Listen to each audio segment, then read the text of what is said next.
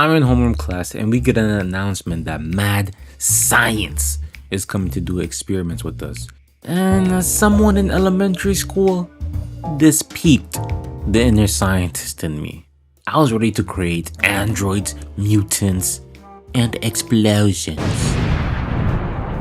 Next day rolls around and Professor P Poopy Pants and co enter our class with the equipment to begin the session. There were different stations and we were doing all types of experiments. Now, they were cool and all, but I sought more. I was there to be a true scientist. The day ended and they gave us some things to take home and observe. The things they gave us was a small tube and some substance to leave in a blue solvent to create a solution. And it was in order to grow a coral crystal kind of thing. If you don't know what I just said, just ask my boy Bill Nye. Bill Nye the Science Guy.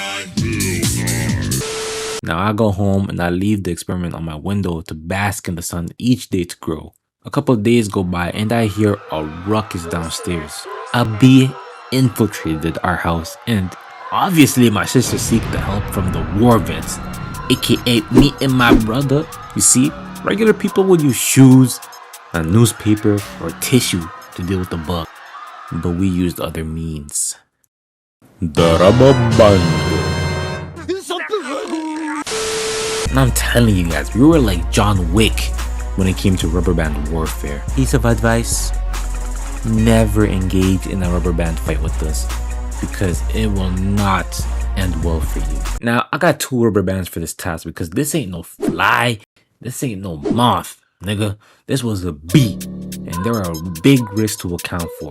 Now, I tied the rubber bands together to maximize the elasticity of the weapon, and I head to the site. I take aim at the head, and I let that thing go. Now the bee moves at the last second and it just grazes the rubber band. Regardless of it moving, it fell to the ground still intact, surprisingly, and I picked it up to throw it outside. While carrying the bee outside, I began to think, why am I taking a perfect test subject out when I can perform experiments? Yes, I know, experiments on bees are crazy, but can you blame me? I was inspired by the experiments I did in class. Plus, I was a kid. And every kid I know has done a handful of war crimes against bugs, which include ravishing their colony in different ways, going on mass killings just for them to exist in the vicinity, and more. They be fighting To this day. To this day. Now the bee is transported to my laboratory, aka my room. And I begin to think what to do with it. Right then and there, the sun shone upon an opportunity. My coral from mad science had grown after days of leaving it in the blue solution, and it was sparkling in the sun. I immediately thought of the most genius idea. This liquid was blue, just like the recuperation tank in Dragonball Z, so I said, hey, might as well toss this bit in there, you know what I'm saying? I take the bee, put it in the tube, and I leave it right there on my window. Each morning I would shake the tube to mix the contents inside. It was my way of speeding up the experiment. Now after some time, I noticed a big change. The bee had turned blue and black, and it also grew in size. My efforts were finally bearing fruit. And right then and there, I felt like the better version of Dr. Heinz motherfucking Doofenshmirtz, and Perry the Platypus could do nothing to stop this mutation. Anyways, this mutation in my lab had to be kept a secret. I couldn't have the FBI confiscate the cormorant I was growing. But alas, my mom saw through my scheme and told me to dispose of the bee properly. So with no other choice, I spilled my new experiment outside, went back upstairs, and mourned the death of my nakama. All I could do was sleep my sorrows away.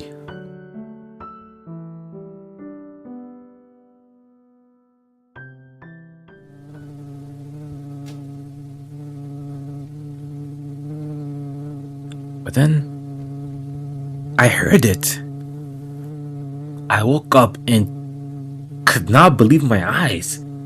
The bee was at my window, alive?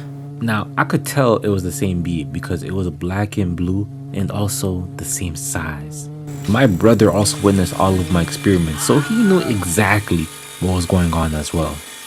After showing up on my window, the bee was moving kinda weird, almost like it was trying to talk to me.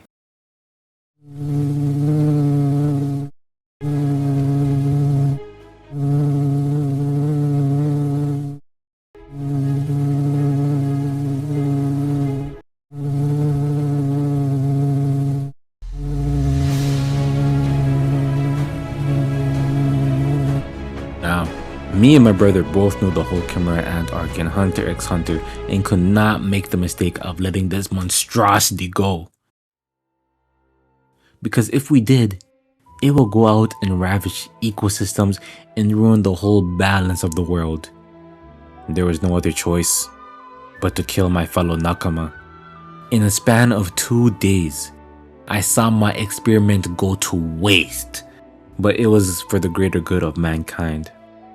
Moral of the story, if you have the chance to mutate a bee and turn it into a Chimera ant, don't do it. Hey, I appreciate y'all for sticking to the end. You know what I'm saying? Make sure you guys hit that like button and also subscribe if you're new and turn on that post notice so you guys don't miss anything, you know what I'm saying? And I'm gonna catch y'all in the next one.